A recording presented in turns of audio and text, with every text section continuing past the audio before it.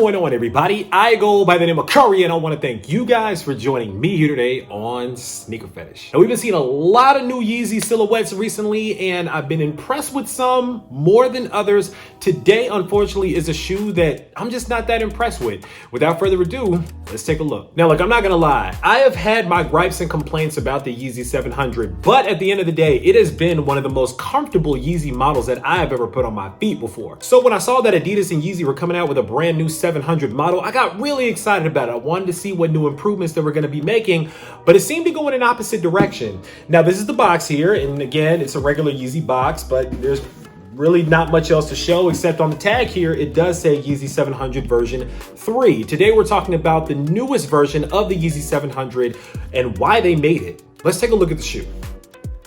Boom.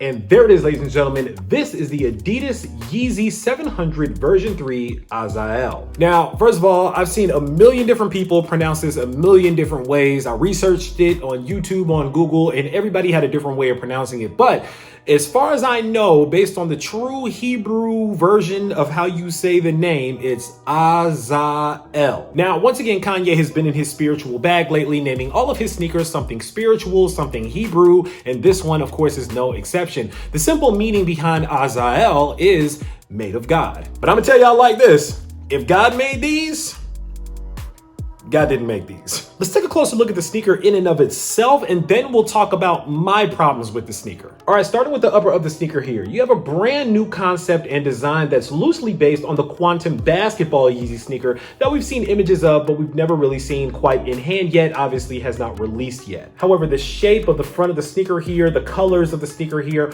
all really look a lot like the Quantum. Basically, this looks like a low top Quantum, but until we get it in hand, we'll just have to assume that the Quantum is gonna look pretty similar to this one. Now, first things first, you have this overlay that kind of has this alien looking wave about it. Some people call it a cage. We'll call it a cage for today as well. Now, that cage is kind of made out of this rubber-like material. It doesn't feel very firm. It actually feels extremely flexible when you move it around like this, but it actually is glow in the dark, which is cool. Now, underneath that cage, you guys may recognize this design from the Yeezy 700 Boost version 2. Now, that design, again, looks a lot like that sneaker, but I don't think that this is actually a prime knit. I think this is like a mesh material here. They swapped out a lot of materials on the sneaker for cost savings purposes, and I'm pretty sure this is not prime knit on this shoe. Then again, it might be prime knit. I don't know. Underneath that material there, you have this mesh material that feels like the absolute cheapest mesh I've ever felt in my entire life. This literally feels like a screen door. Like if you were to go to your grandparents' house in the South in the summertime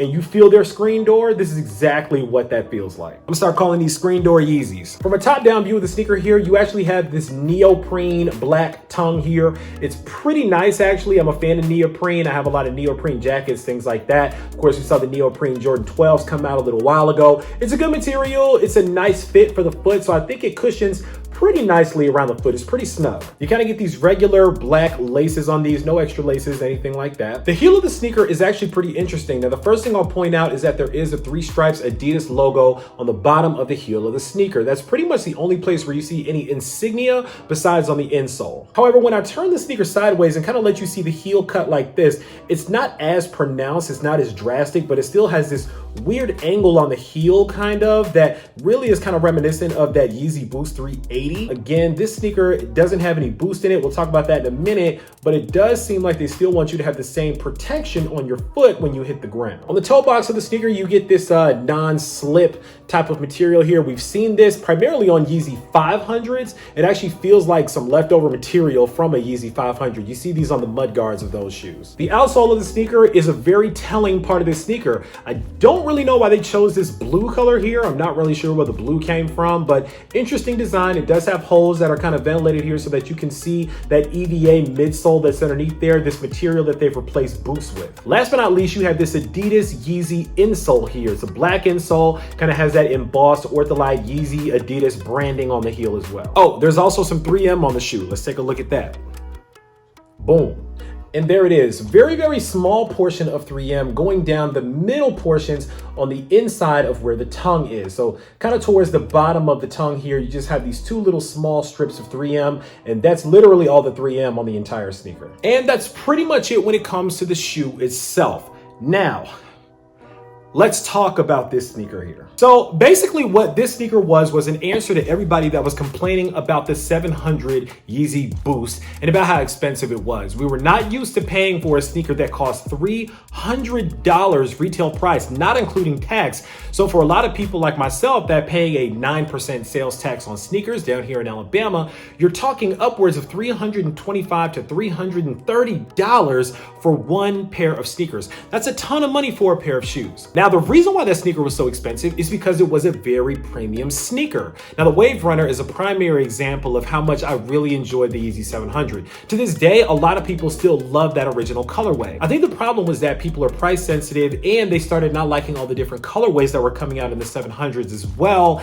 And because of that, the shoe kind of started falling flat and actually ended up on some sale racks. Now, again, not mad at that because I'm sure that Adidas is making a healthy profit margin on Yeezy products. So the fact that the sneaker was discounted down to $200, maybe $250 shouldn't have been that much of an issue. However, for Adidas, it was. So much so that they came out with an entirely new, cheaper sneaker so that they could maintain profit margins while still giving you a 700 Yeezy. However, the way that they achieved that was by making a sneaker with material so cheap that, in my opinion, the sneaker is almost unwearable. It honestly boggles my mind how many people's YouTube videos I have seen that said that the Yeezy 700 version 3 was the sneaker of the year. On what earth do you and Kanye live on that this was the sneaker of the year for 2019? This wasn't even Yeezy of the year for 2019, much less sneaker of the year. All they did here was slap together a bunch of cheap materials and put Kanye's name on it.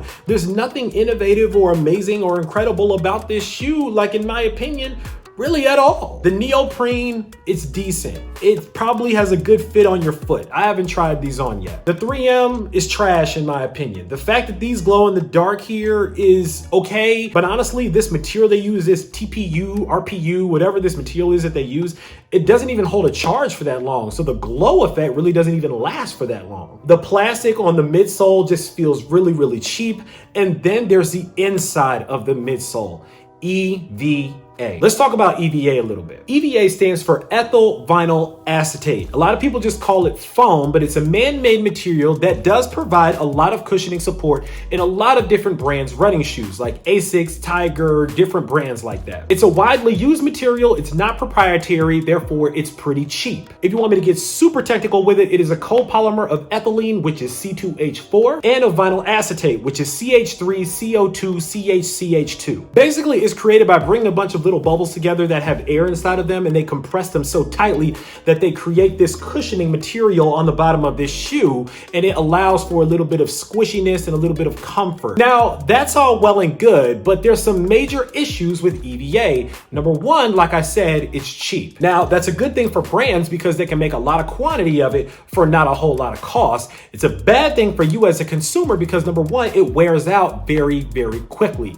These sneakers are gonna wear out and go flat on you and become extremely uncomfortable very, very quickly, much, much faster than Boost. Not only that, but when you're wearing the sneaker, it's not even as comfortable as Boost. So with all of the Boost options that are available, why would somebody forego all the Yeezy 700s with Boost in them that are on sale right now for righteously the same price as these? Why would you forego that to get a pair of these? It doesn't make a lot of sense to me. This sneaker is like if somebody took you out on a second date for hot dogs, but your first date was for steaks. You can't give us Boost and continuously put Boost in all different models that are all of different price points, mind you, and then slap this EVA midsole in this cheap version of the Yeezy 700 version 3. What Adidas should have done if they really wanted to go this route and make a bunch of money was to make this sneaker first. They should have introduced EVA to the consumer first. Let us get comfortable with an EVA sneaker at a $200 price point and then transition into using Boost later on and then elevate the price from that. I think people would have actually had a much better transition going from EVA to Boost than downgrading from Boost to EVA. Why do I say that? Because again, Boost is available in so many different models that pretty much cost the exact same price as this shoe. You can go get a Yeezy 350 version 2 right now for pretty much the same price as these sneakers with Boost in it and Prime Knit. So why would I look at a Yeezy 350 version 2 and say, no, I don't want the Prime Knit and the Boost, the premium materials. No, I'd like the screen door Yeezys with the EVA in the middle. That's the one I want. It just boggles my mind that they made the shoe and they rolled it out and that people are actually saying that it's the shoe of the year. Listen, I get the point of making this sneaker. I get the point of Adidas and Yeezy's brand strategy. I get the point of Yeezy saying that he wants everybody to have a pair of Yeezys. I get needing to maintain profit margins on sneakers. I get all of that, but that's already happening at Adidas right now. They have a really good thing going with the Yeezy 350 version 2. With the colorways that they have coming out with, I said in a previous video that the 350 version 2 is kind of Kanye's sweet spot right now. That's his Jordan 1. He can keep making different iterations and colors of that sneaker, and honestly, I think he's gonna continue to sell out of it. But by experimenting with all these different silhouettes and things like that, again, a lot of these silhouettes are just falling flat. How many of you guys have the Yeezy 500 High Slate? Don't worry, I'll wait. Not very many of you guys have that shoe. A lot of you guys get that sneaker. It's probably still sitting on Adidas or somewhere right now because it's not selling very well. The reason why it's not selling is, in my opinion, it's just ugly. And then on top of that, it's really not that comfortable. It's a high top sneaker that still has that Adaprene midsole in it that really doesn't have anything in it at all. It doesn't even have EVA in it. So I don't really know who's wearing it or who it's for, but it looks like it didn't really resonate with you guys either. But I digress. Honestly, I think that this sneaker was a swing and a miss. Now, obviously they released this sneaker in extremely limited quantities because they probably wanted to test the waters and to see how the sneaker would do. Now, because it was a brand new silhouette in an OG colorway, naturally the sneaker went up on the resale side of things. Everybody wants to get the new silhouette in the OG colorway. So this sneaker was worth like double retail. But I'm gonna tell you guys like this, if you're paying double retail for this sneaker, I mean, I can't tell you what you do with your money, but good luck with that. But pro tip, if you're a reseller, I see the value on these going down once people start wearing them and realize that they aren't all that they're cracked up to be. And then I see the demand going down, and then I see the prices going down. So if you're a reseller and you want to get rid of these, I'd sell them pretty quickly. Here's the deal. I'm a fan of Sunday Service. I'm a fan of Kanye. I'm a fan of the Yeezy line. I'm a fan of John Wexler becoming the new global head of the Yeezy brand. I think it's all a beautiful thing. Just like with every Jordan, every single one is not going to be a home run out of the park. This sneaker was not a home run out of the park. It might have been a single or a double at best. But if y'all want me to jump on the sneaker of the year train, it ain't happening with these. I'm sorry. All right, guys, that's pretty much all that I have to say about the sneaker. Now it's time for you guys to sound off down in the comments and let me know what you guys think about the Adidas Yeezy 700 version 3 Azael. Is this one that you guys added to your collection, that you're trying to add to your collection? Do you guys feel differently about the sneaker? Do you find it comfortable? Do you find it stylish? Do you find it dope? Is this your sneaker of the year? Sound off down below. Let me know. Of course, while you're down in the comments, make sure that you click on that subscribe button so we can welcome you into the Sneaker Fetish family to make sure you don't miss out on any more heat that comes through like these. Because anyway, I guarantee you, I got a lot more heat on the way. As always, I want to thank you guys for joining me here today on Sneaker Fetish, taking a look at these with me, unboxing them with me for a couple of minutes. I go by the name of Kari. This is the Adidas Yeezy 700 version 3 Azael. And until next time, I'm out.